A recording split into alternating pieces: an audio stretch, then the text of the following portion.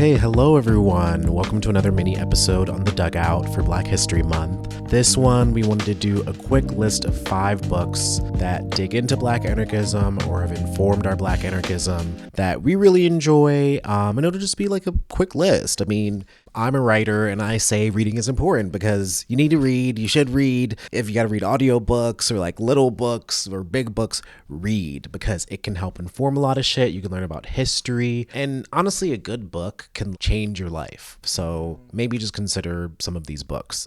Reading can be hard for some folks. That's why, we love audiobooks and other things, but literacy is something that, especially I think in the Black community, whether in the African community, whether in the diaspora or on the continent, has been something that has been used against colonized folks all around the world of low literacy rates and making certain languages the primary thing for communication, which is essential for everything in human life, is communicating these revolutionary ideas and ethics and principles, and being able to have a commonality around that is something that revolutionary struggles have been doing for a while. And it's not like just because they did it, we do it. And just because the oppressors are using it to oppress us doesn't mean I want it. It is a communication method, and being able to communicate with each other is revolutionary and is something that will abet and aid us in this revolution.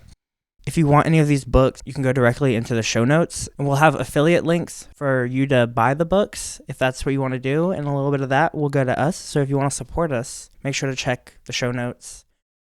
So one book I really want to recommend is Intimate Direct Democracy. It's about Fort Moses, the Great Dismal Swamp, Human Quest for Freedom by Modibo Kedale. They have done a lot of work as an archivist, as a anti-authoritarian in both the labor struggle, the struggle for racial autonomy, and in the struggle for direct democracy, and unearthing a lot of the history that folks traditionally have not deemed worth it to research. Kedale critically examines the history of African Maroon communities in North America, specifically the Fort Mose and the Great Dismal Swamp, and highlights how these communities have practiced direct democracy, self-governance, embodying anarchist principles in their quest for freedom. Another book I really love is As Black as Resistance, Finding the Conditions for Liberation by William C. Anderson and Zoe Samudzi. The relevance of this book is it's so compelling for a case for the new program of self-defense and transformative politics. It's rooted in an anarchist framework. Anderson and Samudzi argue against the compromise with tolerance, advocating for a manifesto that progresses towards liberation and autonomy. They really shine a critical light on how Blackness has been used and viewed as a tool of resistance and not passivity. The first book I'd recommend would probably be Afropessimism by Frank B. Wolderson III. I will say this, 2 of the books I recommend, they can be a lot to get through.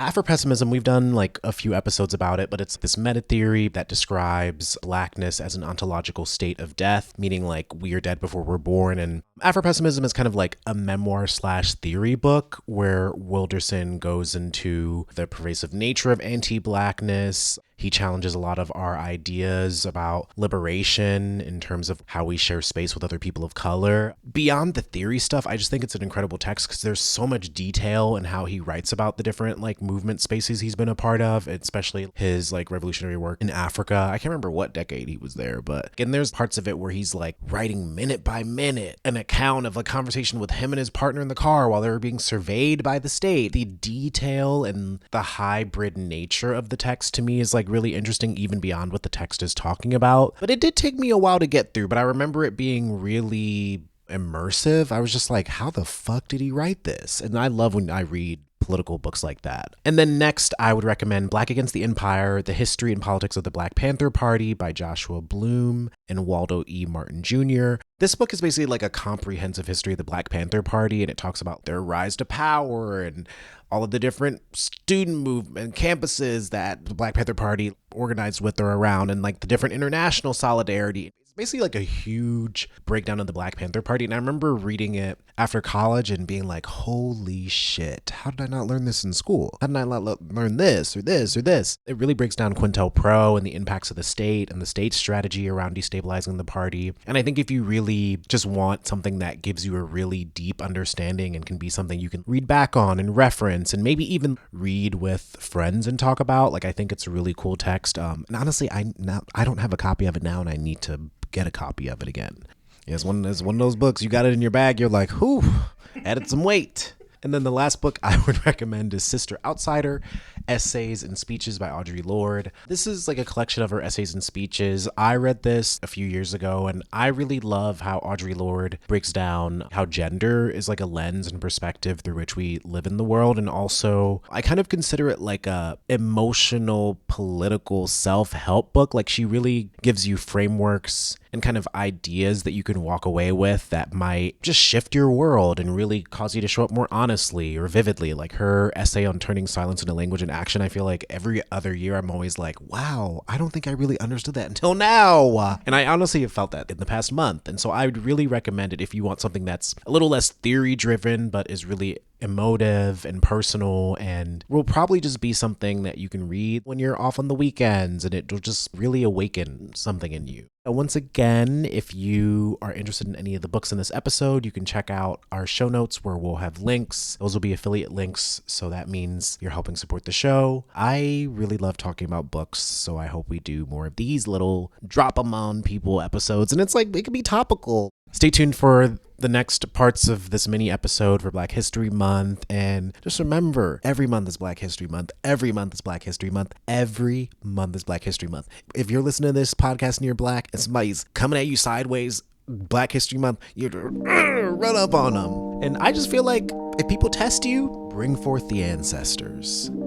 Hey listeners, The Dugout is all about sharing Black radical history and ideas to spark learning and action. If you've gained anything from these conversations, especially if you think we're cute, consider supporting us on Patreon. Your support helps us cover production costs, bringing on our amazing guests, getting Jordan all cozy before they smoke their little doobie before each episode, and beyond. Plus, you'll get early access to interviews and exclusive reading episodes. Head to patreon.com/thedugoutpod to join us and keep this work going.